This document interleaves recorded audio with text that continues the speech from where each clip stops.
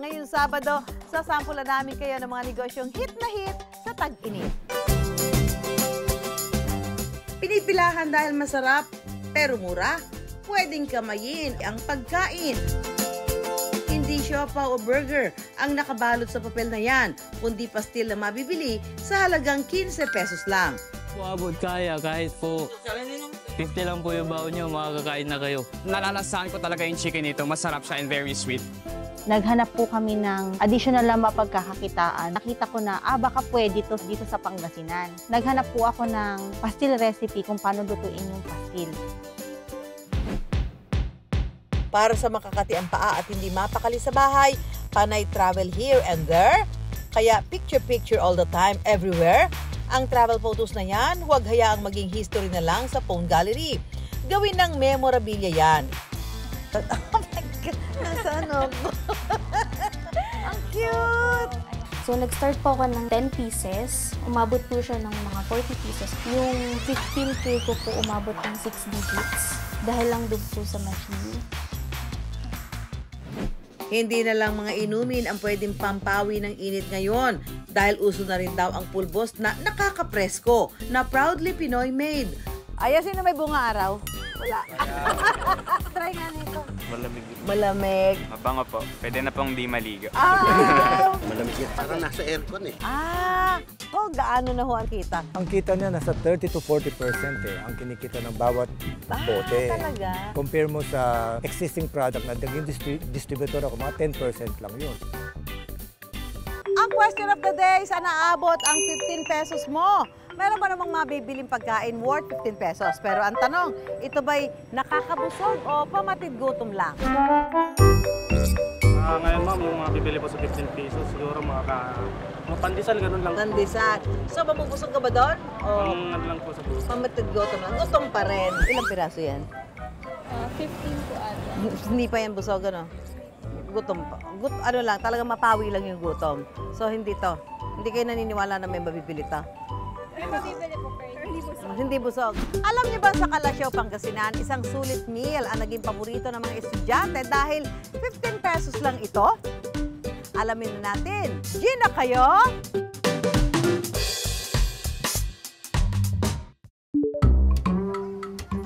Pinipilahan dahil masarap, pero mura, pwedeng kamayin ang pagkain.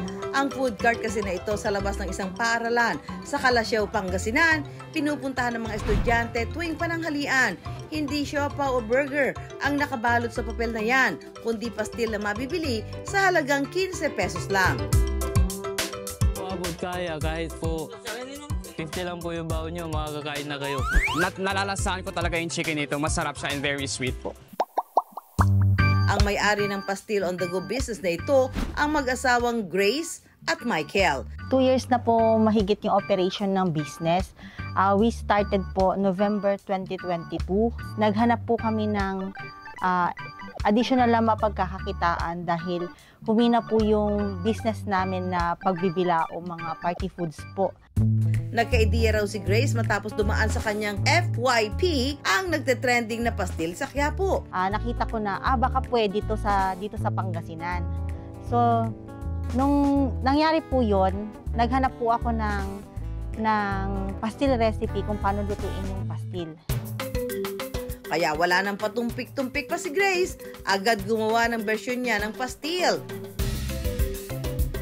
Para subukan ang kanyang market, nagpabaon muna ng 5 pirasong pastil si Grace sa kanyang nakababatang kapatid na agad namang kumalat ng balitang masarap ang kanyang bersyon ng pastil. Sinabi ko sa mga classmates ko na tikman nila tong pastil. Sabi ko 15 pesos lang to.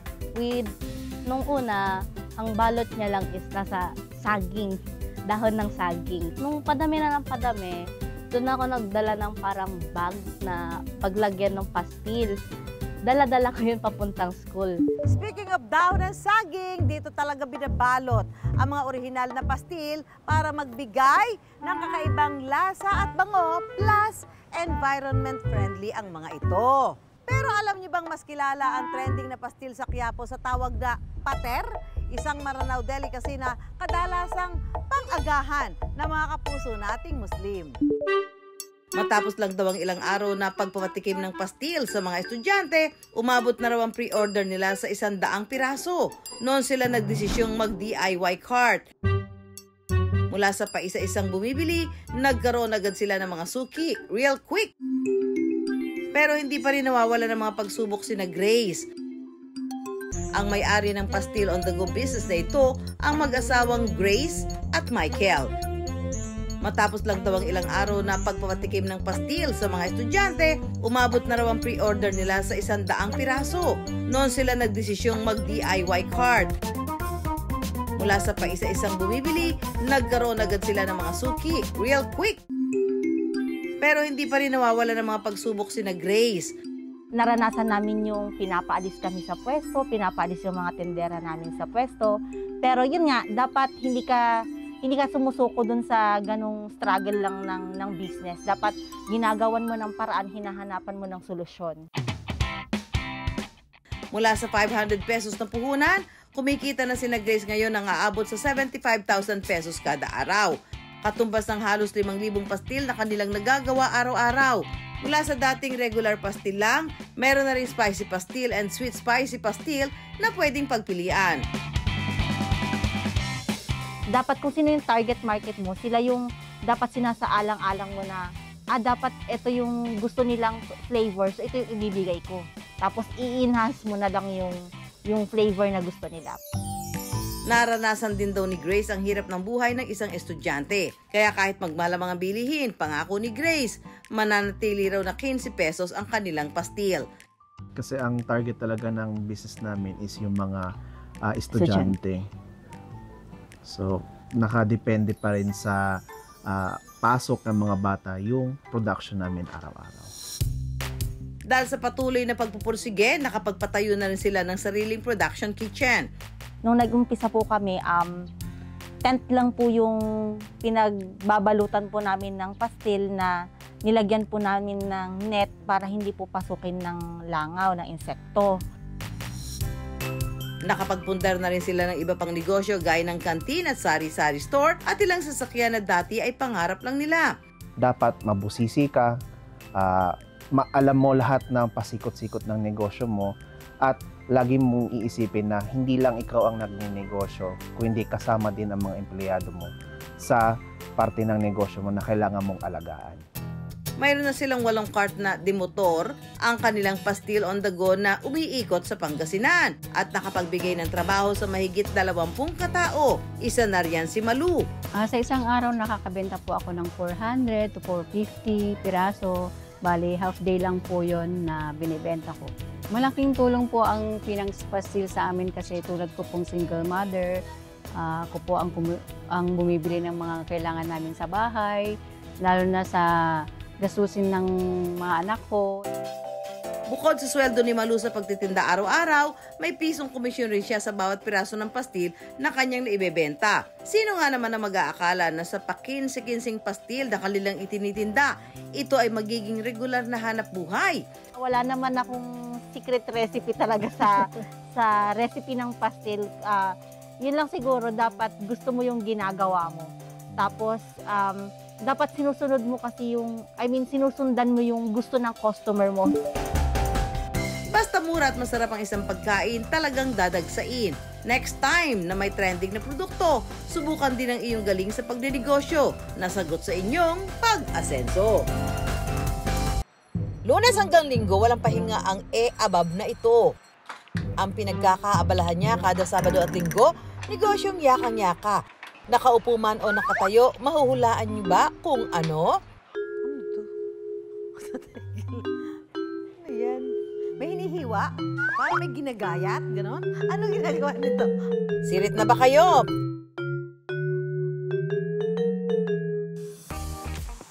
Para sa makakati ang paa at hindi mapakali sa bahay, panay travel here and there. Kaya picture-picture all the time, everywhere. Ang travel photos na yan, huwag hayaang maging history na lang sa phone gallery. Gawin ng memorabilia yan. Yan ang bright idea ng 28-year-old corporate girlie sa weekdays at madiscarding entrepreneur sa weekends na si Chini. nang maisip niyang gawing negosyo ang travel magnets. Gusto kong makita everyday yung photos ng mga travels ko.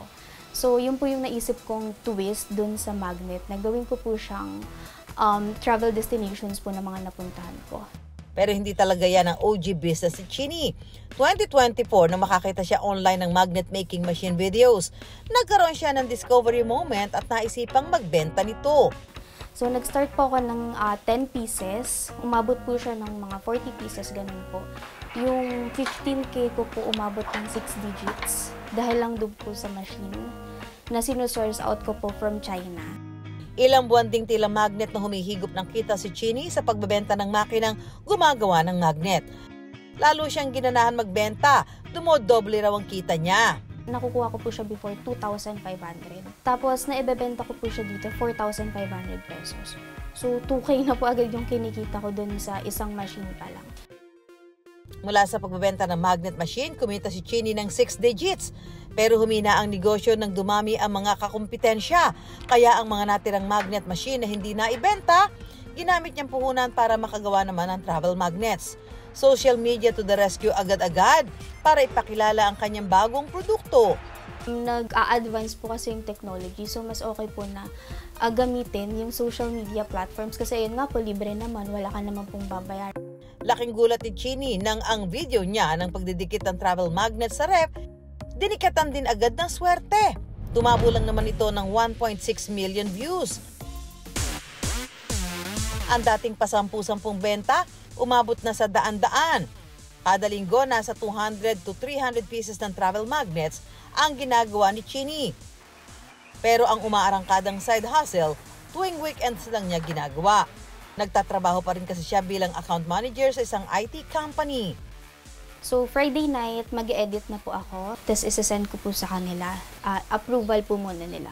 Pag approve po nila yung layout, tsaka po sila magbabayad. Ang schedule po namin ng shipment is either Sunday or Monday.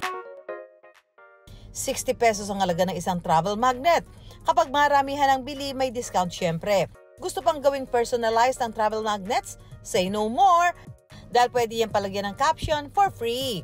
Mas maganda naman yung souvenir na nakarating ka talaga kaysa ilagay mo lang. Pwede pa sa lubong na pero hindi ka nakarating, di ba?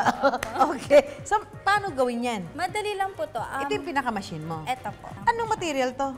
Metal po. Okay. So, ilalagay dyan? Yes po. Tapos? Tapos, kuha po kayo ng picture. Tara! Ako tuwa! Sa Japan! Ako tuwa! Sige. Paano nun? Harap? Apo. Ganyan? Apo. Tapos? Tapos, pipili lang po. Ito yung pinaka-ano niya, yung parang cover. Apo, lalagay niyo lang. Ang cute. Tapos? Tapos, ikot po natin. Ito po yung kailangan lang ng persa. Yan po. Yun na yan? Opo, okay Ba't na po kanina yun. hirap na hirap ka? Ito po, ilalagay niyo naman po siya dito. Tapos? Tapos, ikot po natin. Ikot ulit. Nasaan na? Nandito doon sa ilalim. Okay. Tapos, ito po, sobrang diin po dapat. Ito? Opo. Di ba sabi mo may dapat matutunog? Minsan po wala, pero inan po natin. Minsan po kasi Ayun. Ito po yung parang pinaka-magnet. Ay, lalagay mo sa likod? Oh my God! Nasaan ako? Ang cute! Lahat na ng tao ngayon, hahanapin mga travel photos nila. That's me! Therapeutic para kay Chini ang paggawa ng travel magnets. Bilang mahilig sa arts, hindi niya ito itinuturing na trabaho. Sabi nga, do what makes you happy. Pero hindi lang happy. Satisfied din si Chini sa kinikita niya sa negosyo. Nagre-range po siya sa 25 to 35K. Depende po sa sipag ko. Kasi ang ginagawa ko po is by batch. Willing to wait naman po yung ibang customers. Sabihin ko po, next batch na po kayo kasi full na po yung batch for this weekend. Ang kita sa negosyo, nilalaan niya sa pagbabayad ng monthly bills. Simula pa lang daw ito dahil si Chini manifesting for more wins. Kaya i-manifest nyo na rin ang next travel nyo. So, syempre, hindi lang ako ang may travel goals. Ayan, lahat naman tayo gusto makapag-travel. So, eto na, ipamanifest na natin sa mga kapuso natin. Ito si Ma'am. Yan, Ma'am. Saan mo gusto magpunta? Siyempre po sa Land of the Rising Sun, Japan. Wow! Tingnan natin kung nandito siya sa ating mga rep magnet. Wow! Ayan, diyan ka sa Mount Fuji. Saan mo gusto magpunta? Boracay. Wow, Boracay. Bakit Boracay? I want to experience the crystal water and white sand. Yes, at dahil dyan, puting-puti talaga ang buhangin ng Boracay. Manifest na yan at para yan ay matupad na. Wala. Singapore? Aba, dito naman ang Singapore. Ayan, doon ka sa Spitting Lion. Minsan, hindi nyo na kailangang lumabas ng bahay para magsimula ng negosyo. Tulad ni Chini, turn your passion into profit. Dahil kapag happy sa ginagawa, mamamagnet din ang bright ideas para sumakses! Ako, ang init-init. Ang heat index na yan. Ako, makapagpalamig nga muna. Yan, ako, akala nyo, soft drinks ha? Kasi may cooler ha? Hindi. Pero pampalamig din talaga to. Pero hindi ito iinumin, kundi ito po ay powder. Hindi nyo kailangan ilagay dito sa cooler. Dahil siya talaga ay malamig pag in-apply nyo sa inyong katawan. You heard it right. Hindi na kailangan magtiis sa init na panahon dahil sa cooling powder na ito na proudly Pinoy made. Pulbos-pulbos lang, giginhawa na raw ang pakiramdam sa gitna ng napakaalinsangang panahon. Talaga ba?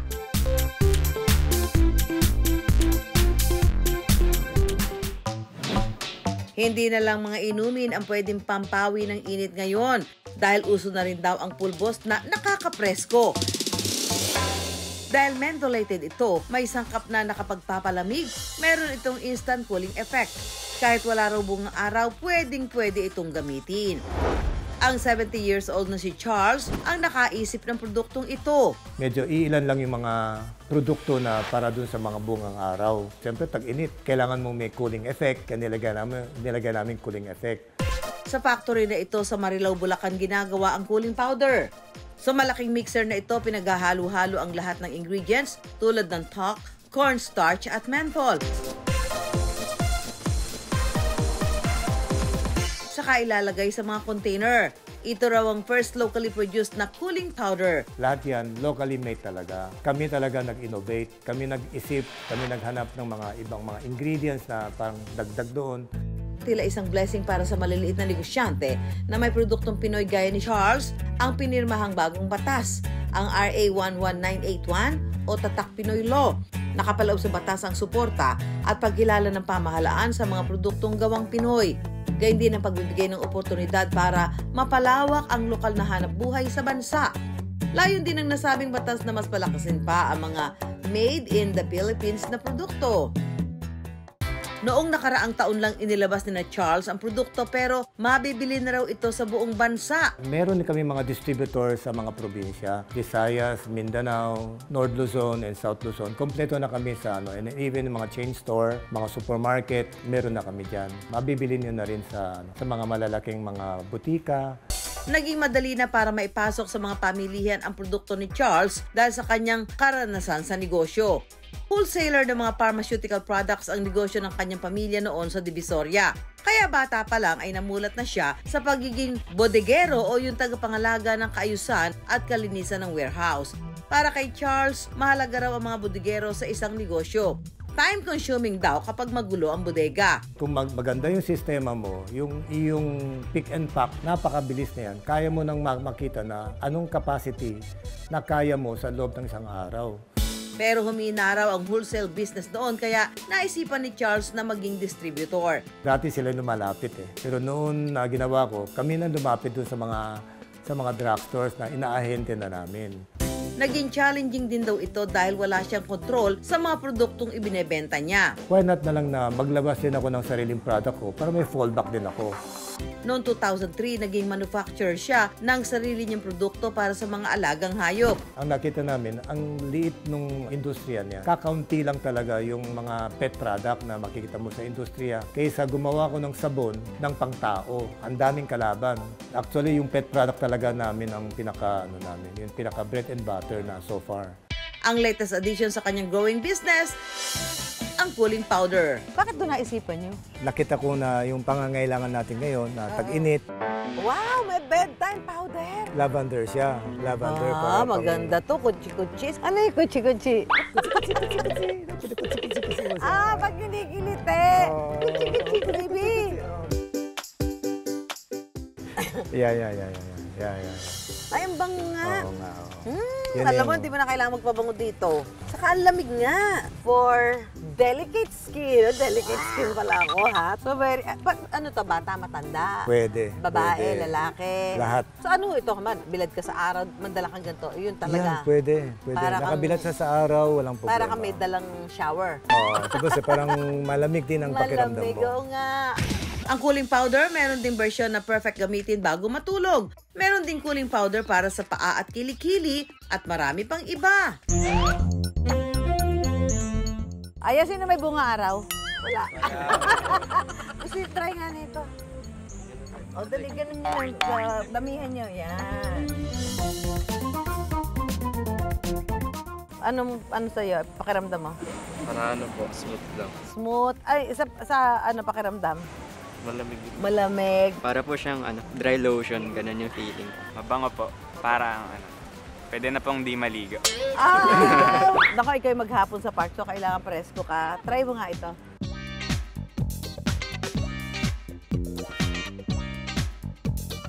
Malamig yan. Malamig nga. Parang nasa aircon eh. Galing ng description ni Kuya, ha? O sige, dahil dyan, sa'yo na to, Kuya. Ayan. Nako, gaano na ho ang difference ng kita from being a bodigero sa ngayon manufacturer? Ang kita niya nasa 30 to 40% ang kinikita ng bawat bote. Talaga? Compare mo sa kung binebenta ko yung existing product na naging distributor ako, mga 10% lang yun. Ang dating bodigero noon may mahigit 400 empleyado na ngayon. Nakakatuwa tingnan minsan na paano ko na-achieve ito na yung pinagdaanan ko sobrang hirap. Sa kabila ng kanyang edad, hands-on pa rin si Charles sa pagpapatakbo ng negosyo. Sa laki ng negosyo, mas malaki ang responsibility mo. Kung isang pagkakamali, lahat yan, domino yan, pwedeng bumaksak eh. Hindi pwede magkampante. Lahat ng pinagdaanan ni Charles sa pagsubok, nagpalakas daw sa kanya. May tsamba talaga minsan, pero yung tsamba na negosyo, hindi naglalas yun. Kasi hindi mo rin na-experience na nagkamali ka, nalugi ka. So kailangan minsan matalo ka rin minsan. Sa negosyo, hindi may iwasan ang mga init ng pagsubok. Pagpapawisan, mapapagod, at masusubok ang iyong determinasyon. Pero ang ginhawa kalaunan ay mararamdaman lang ng mga hindi sumusuko. Kaya bago man ang halian, mga business ideas muna ang aming pantakam. At laging tandaan, pera lang yan. Kayang-kayang gawa ng paraan. Samahan nyo kami tuwing Sabado, alas 11:15 ng umaga sa GMA. Ako po si Susan Enriquez para sa Pera Paraan. Susan tayo!